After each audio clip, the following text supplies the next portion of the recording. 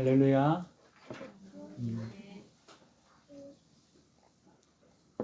이 시간 하나님 앞에 예배드리고 나온 여러분들을 주님의 이름으로 축복합니다.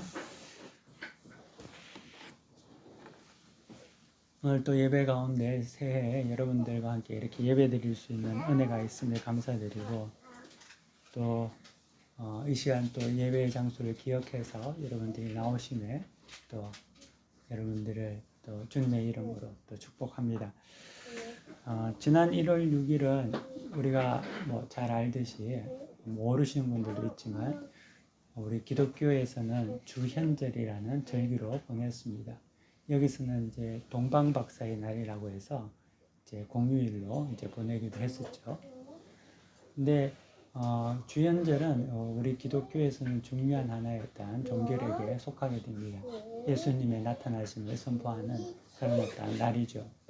근데 1월 6일 주현절이 지난 후에 1월 9일에 필리핀에서는 블랙 나사렛 날이라고 해서 굉장히 성대한 퍼레이드가 있었습니다. 혹시 여러분들이 그것을 들어보셨거나 아니면 미디어를 통해서 보셨을 수도 있는데요. 그건 어떤 거냐면 필리핀은 카톨릭 국가잖아요. 근데 이제 1월 9일 날 블랙 나사렛 날이라고 해서 검은 예수님의 상을 가지고 퍼레이드를 하는 겁니다. 근데 그 퍼레이드를 하는데 그 예수님의 상이 병고침과 행운을 준다는 그런 어떤 미신이 있어서 사람들이 그 예수를 만지기 위해서 인산인해를 이루고 같이 우리가 크로아티아에서 얼마 전에 이제 축구에서 이제 그 월드컵에서 2등했을 때 이게 사람들이 모인 것 같을 정도로 얼마나 많은 사람들이 모여서 그 예수의 상을 한번 만져보려고 하는 그런 모습을 제가 TV나 또 인터넷 미디어를 통해서 본 적이 있습니다. 얼마나 사람들이 그것에 대해서 환호를 하는지 사람들이 너무 많이 모이니까 빡빡하게 모여서 그 사람 머리 위로 사람이 다닐 수가 있는 거예요. 그러니까 그 머리 위로 사람들이 기어다니면서 그 예수의 블랙 예수 나사렛 검은 예수상을 만지려고 이제 다가가는 거죠. 그래서 서로 싸우고 다치기도 하고 이런 어떤 것들을 보면서 그런 어떤 그 모습 속에서 정말 예수님을 믿는 제자의 삶을 그들이 알고 있을까? 신앙에 대해서 그들이 분명히 깨달아 알고 있을까라는 그런 생각을 해봤습니다.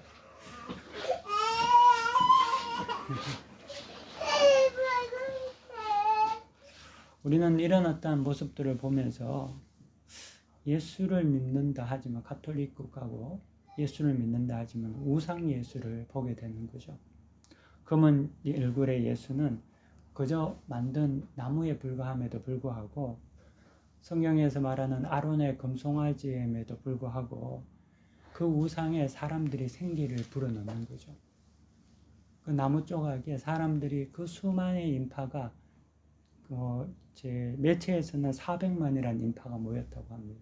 7km를 프레이드를 하는데 400만이라는 인파가 모였다니까 얼마나 많은 사람들이 왔겠습니까?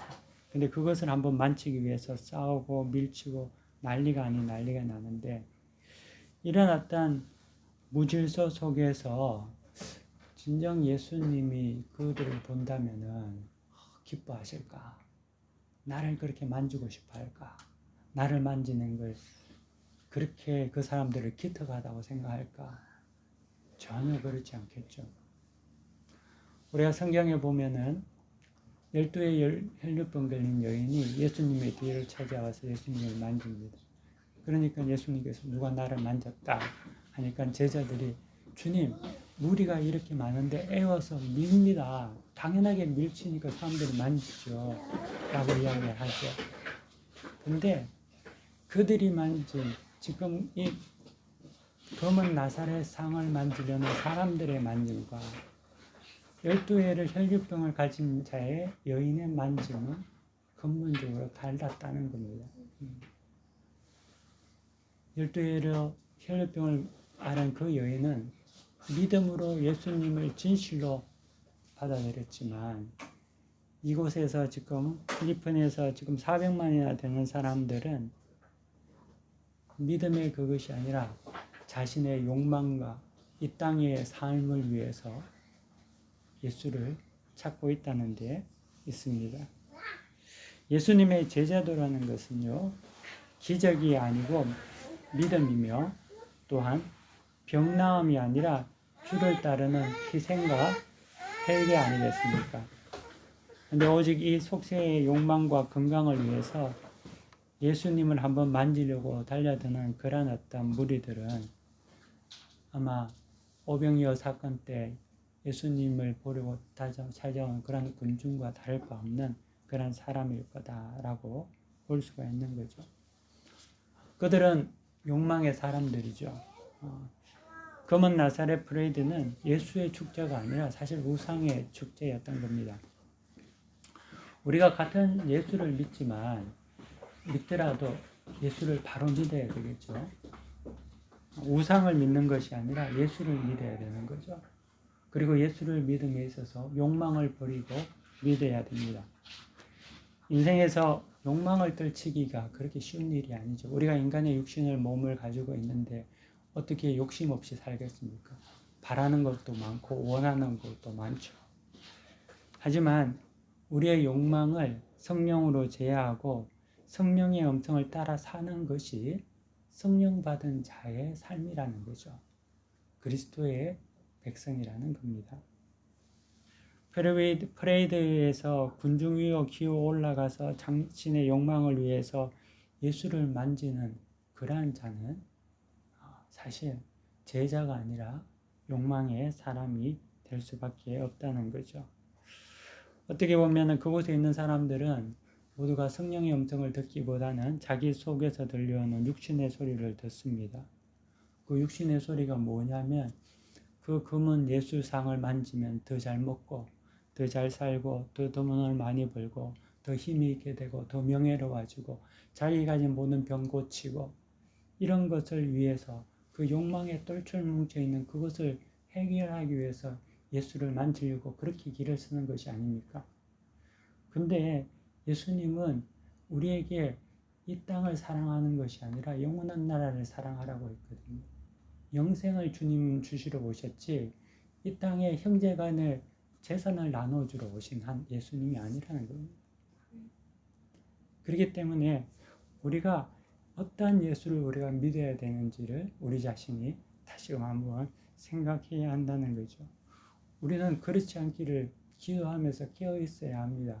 왜냐하면 우리의 욕심은 너무나 강하고 또 사단의 미혹이 우리에게 느리기 때문에 우리도 자칫 잘못하면 성령의 음성을 듣지 못하고 마치 나사렛 예수, 검은 나사렛 예수의 상을 따라가는 그 사람들처럼 동일한 삶을 살아갈 수밖에 없다는 겁니다. 물론 우리가 필리핀에 가서 그 프레이드에 들어가서 그 상을 만지지는 않겠죠. 하지만 우리의 삶이 욕망을 위해서 살아가는 그러한 삶이라면 그 필리핀의 프레이드와 전혀 다를 바 없는 그러한 삶을 재현하면서 살아가고 있다는 겁니다. 우리는 영원한 삶의 소망과 확신으로 단정하고 질서 있게 이 땅의 욕망과 탐욕이 아닌 하나님 나라의 소망을 두고 살아가는 여러분들이 되시기를 축원합니다. 오늘 성경 본문을 사도행전 본문으로 정했는 것은 신년부터 사도행전 말씀을 함께 말씀을 통해서 배우고 알아가기 위해서입니다. 사도행전 본문의 핵심은 하나님의 나라에 있습니다. 제가 또 한번 여러분들에게 나누겠지만 사도행전 시작과 끝이 하나님 나라에서 시작해서 하나님의 나라로 마칩니다.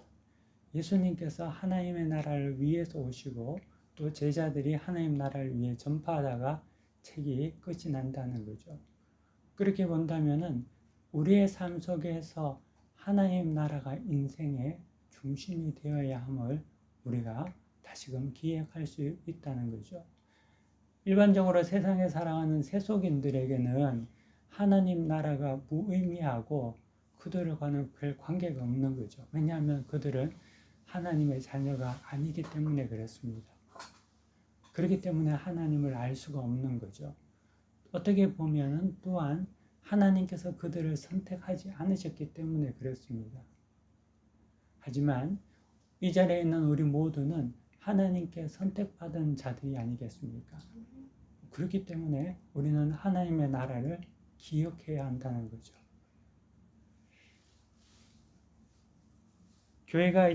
저희 교회가 이제 새해에 들면서 선교적인 어떤 모습을 다시 회복하려고 합니다. 지금 보면 여기 떨어져서 여러분들이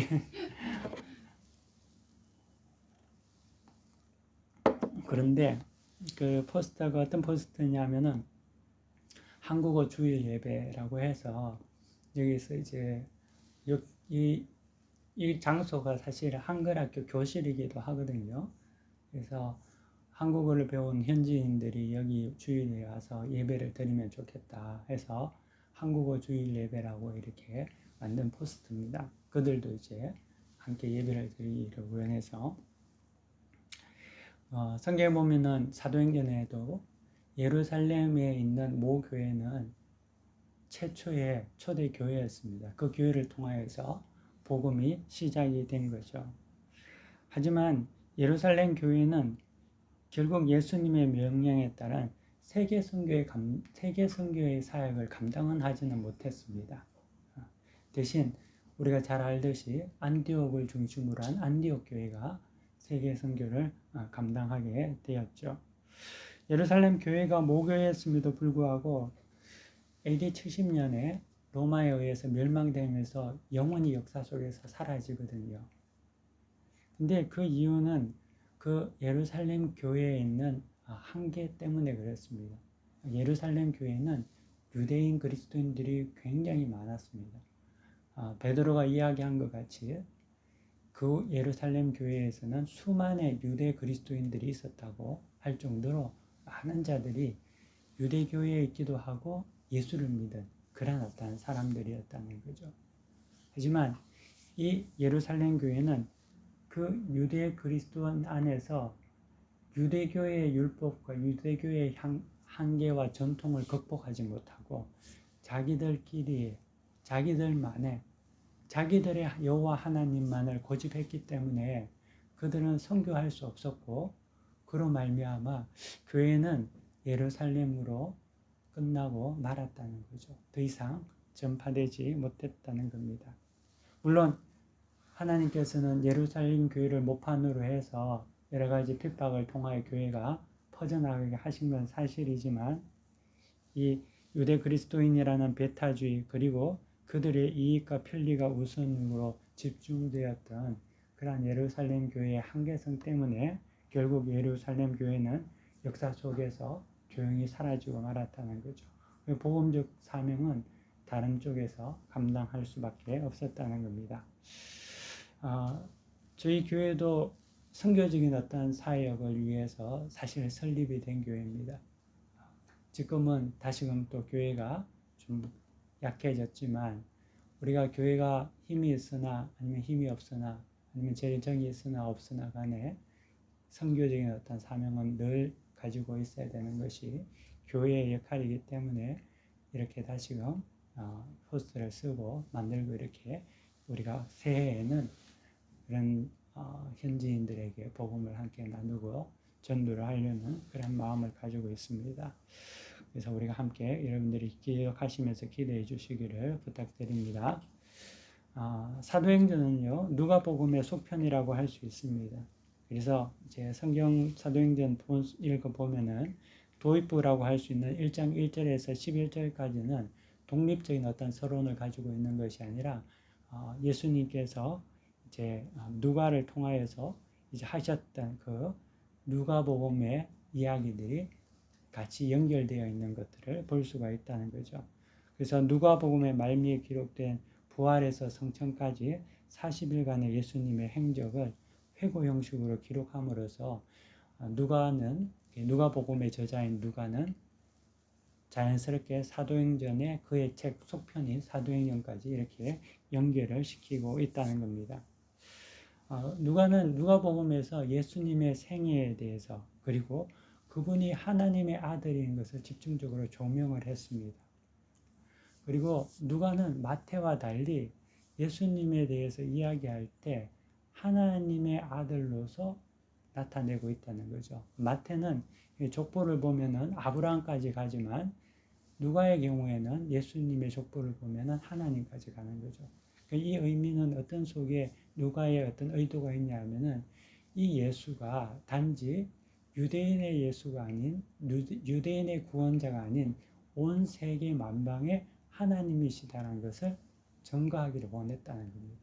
그래서 누가복음은 전편인 누가복음은 누가가 그 하나님이신 예수 그리스도를 증거를 하고 그리고 속편인 사도행전에서는 그 예수님이 어떻게 하나님의 아들이신 예수님이 전 세계에 전파되는지를 이제 사도행전에서 기록하고 있다는 거죠.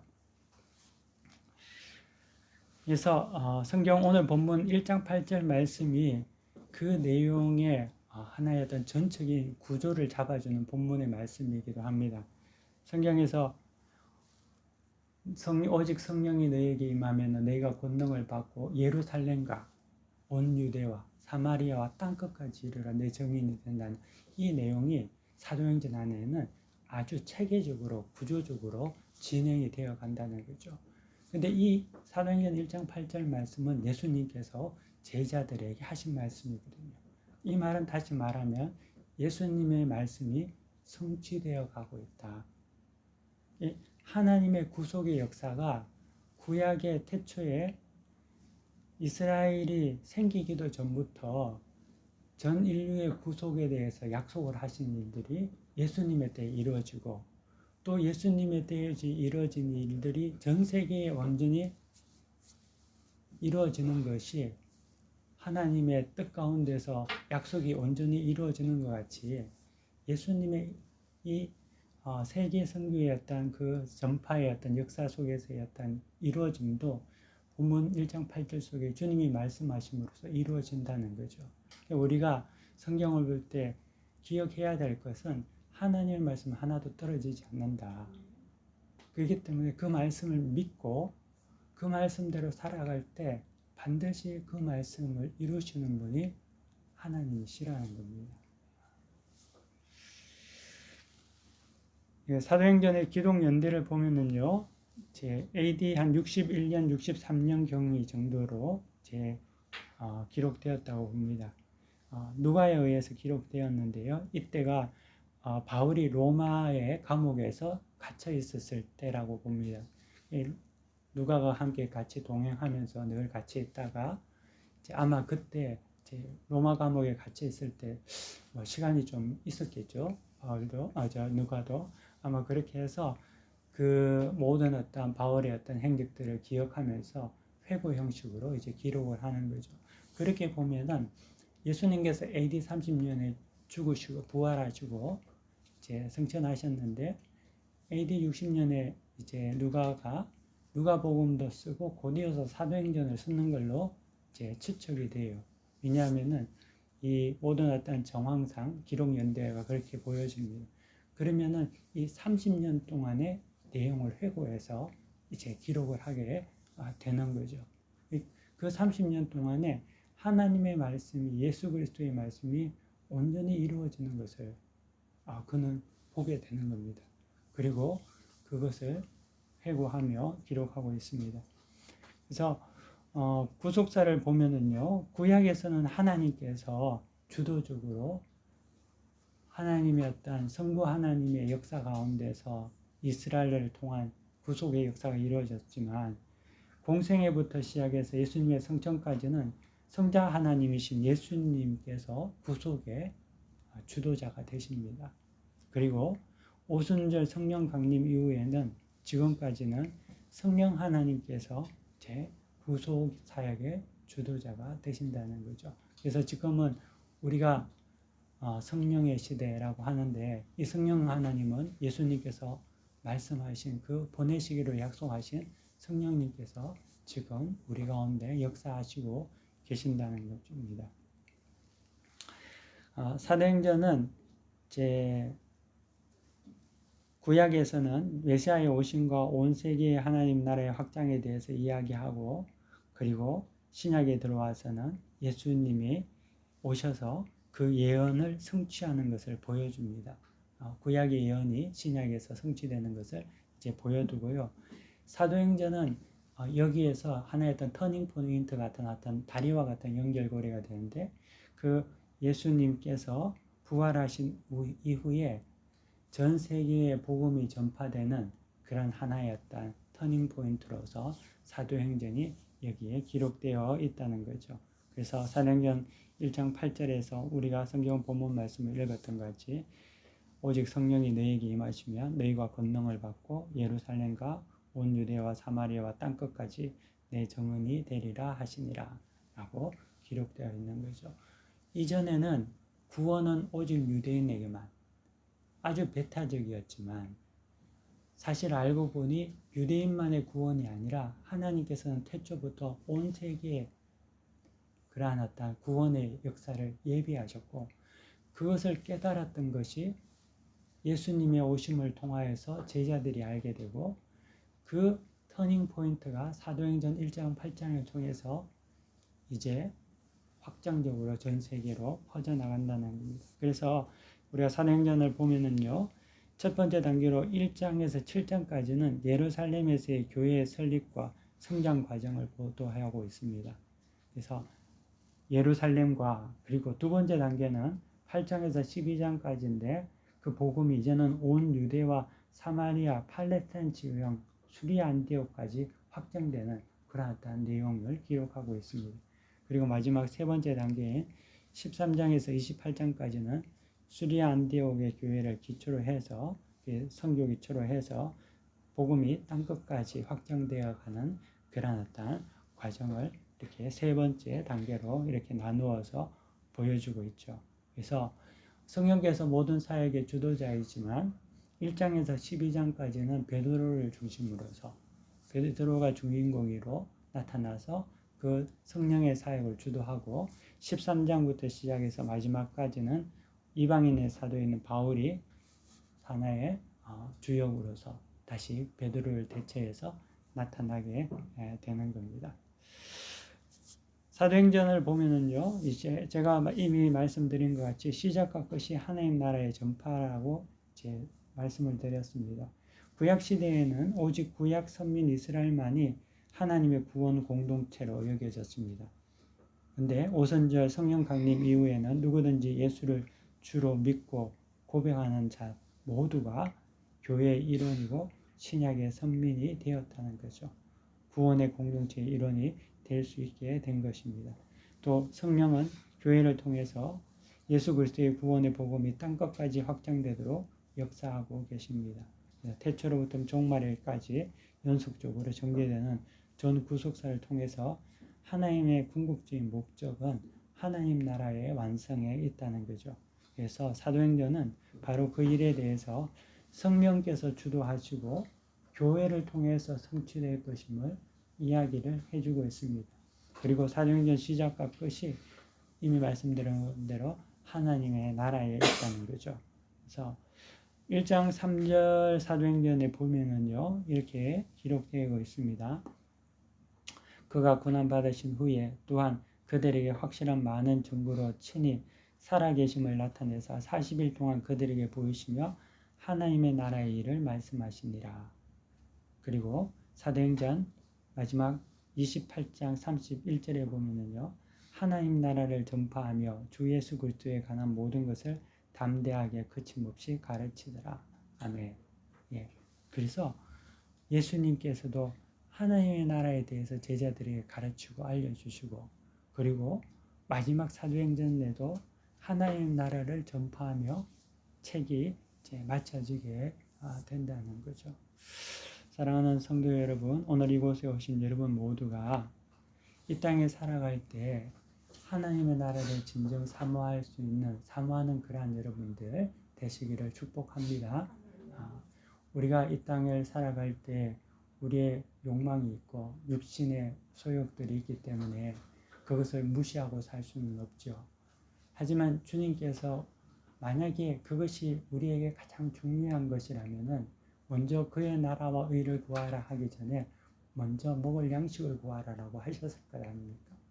하지만 주님께서는 먼저 그의 나라와 의를 구하라고 하셨던 이유는 그것이 반드시 우리에게 가장 좋은 것이었기 때문에 말씀하셨던 것입니다.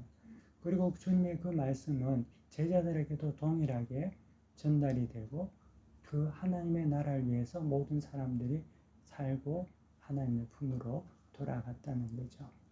지금은 우리가 이 말씀에 대해서 잘 이해할 수 없을 수도 있습니다.